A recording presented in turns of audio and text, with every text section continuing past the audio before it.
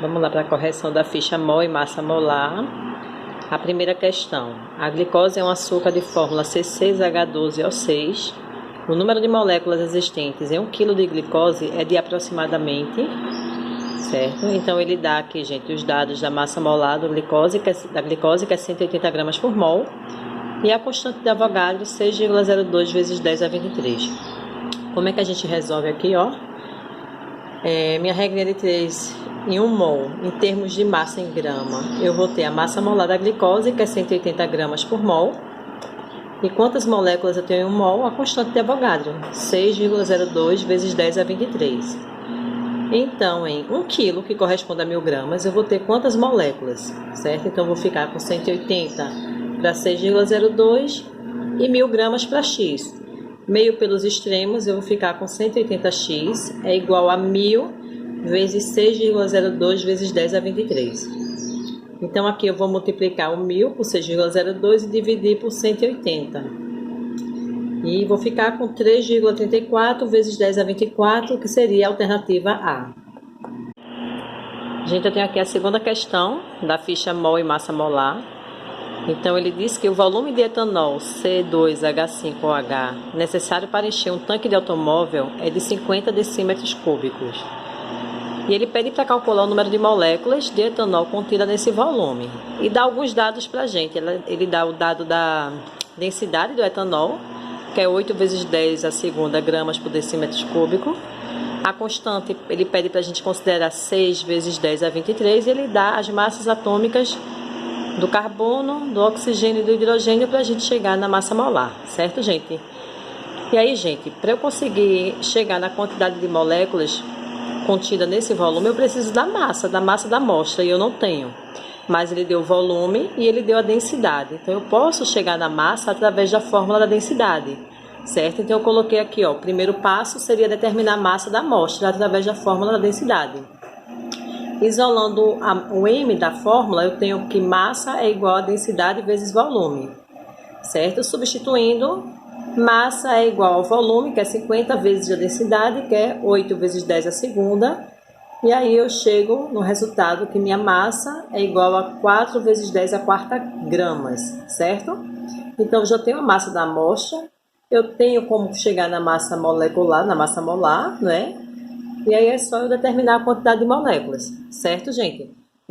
Chegando na massa molar da substância, é só substituir os valores de carbono, hidrogênio e oxigênio na fórmula molecular.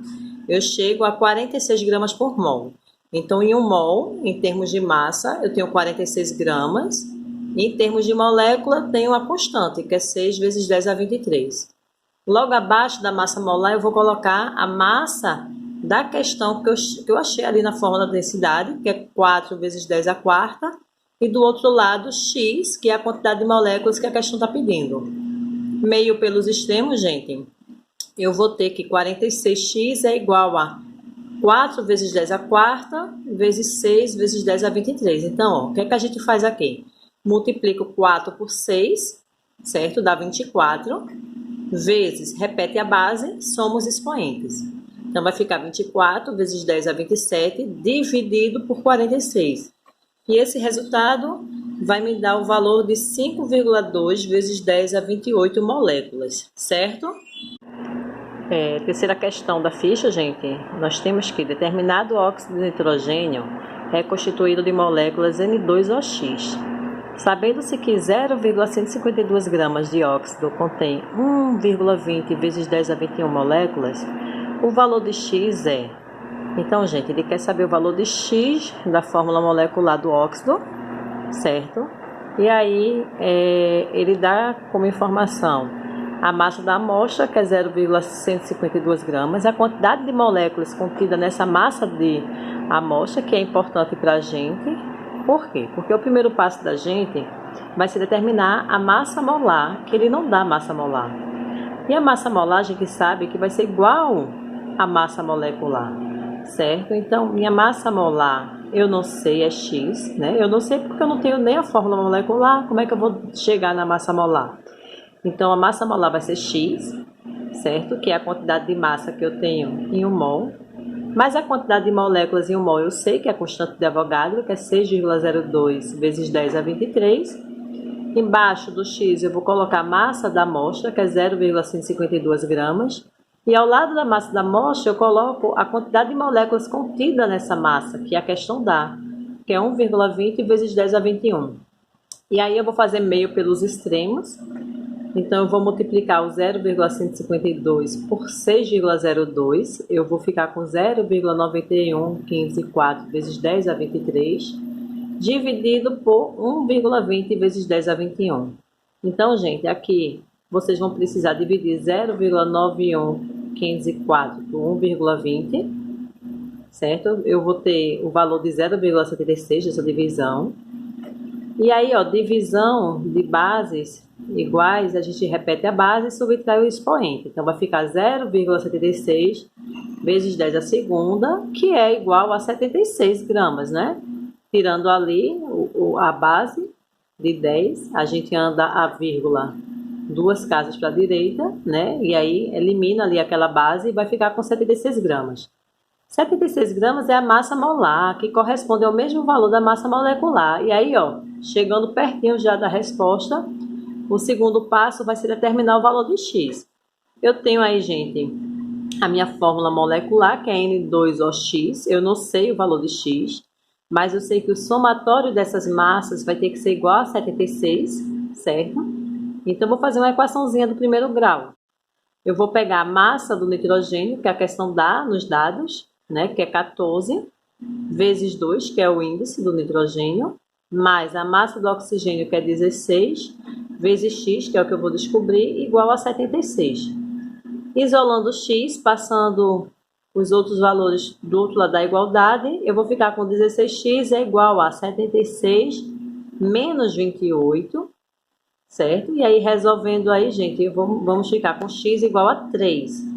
Tá certo? Então, aqui, ó, minha massa molecular correta seria N2O3, que é a alternativa C, certo?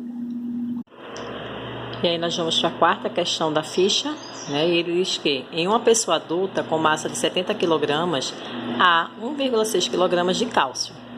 Qual será a massa dessa pessoa em quilograma se a natureza houvesse, ao longo do processo evolutivo, escolhido o bário no lugar do cálcio? E dá as respectivas massas atômicas do cálcio e do bário.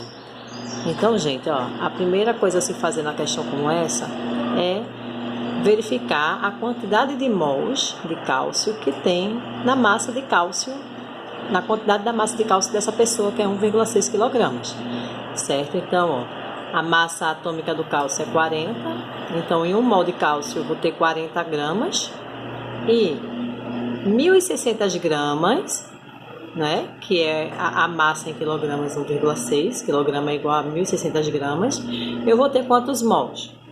Certo? Então, ó, 1 mol eu tenho 40 gramas e 1.600 gramas eu vou ter X. E aí, fazendo meio pelos extremos, X é igual a 40 mols de cálcio. Então, em 1,6 quilogramas de cálcio, eu tenho 40 mols de cálcio. O que é que eu vou fazer agora? Eu quero saber agora, em 40 mols, qual é a massa de bário existente em 40 mols? Se no lugar de cálcio fosse bário, qual seria a massa de bário nesses 40 mols? Então, eu vou pegar a massa atômica do bário, que é 137 gramas, e aí 1 mol de bário eu tenho 137 gramas, e 40 mols eu vou ter que massa de bário? Vai ser meu Y. Meio pelos extremos, Y vai ser igual a 5.480 gramas de bário, certo?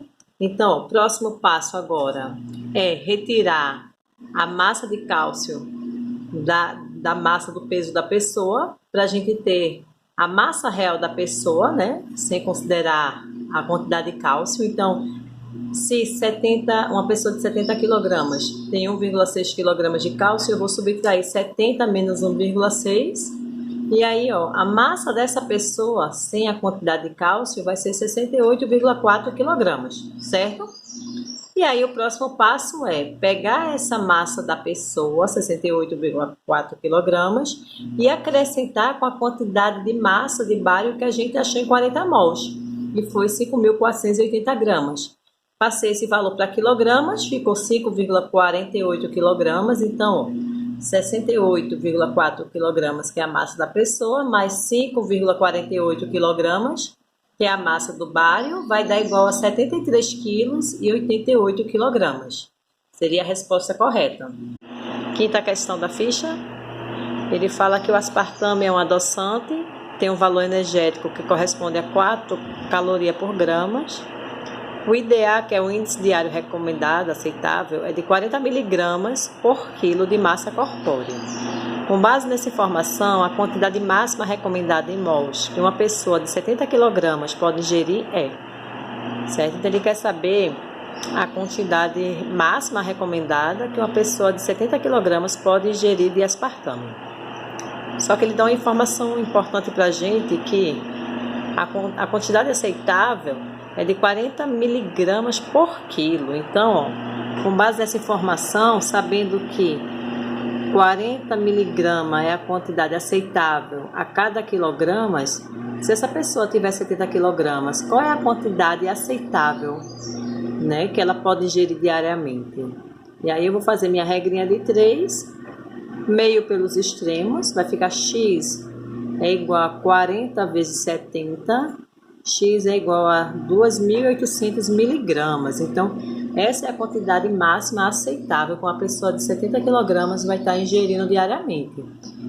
2.800 miligramas. Só que ele quer saber a quantidade de mols que é encontrada nessa quantidade. Certo, gente? Então, a gente vai para o segundo cálculo, né? Sabendo que um mol de aspartame contém 294 gramas, que é o valor da massa molar que a questão deu, e 2.800 vezes 10 a terceira gramas corresponde a quantos mols? O que é que eu fiz aqui, gente? Eu peguei a massa 2.800 miligramas e transformei para gramas. Aí ficou 2.800 vezes 10 a terceira, certo? Gramas. Resolvendo isso aqui, eu vou fazer meio pelos extremos, certo? E aí, Y vai ficar igual a 9,52 vezes 10 a menos 3 mols. Seria a quantidade de mols encontrada nessa quantidade de aspartame, certo?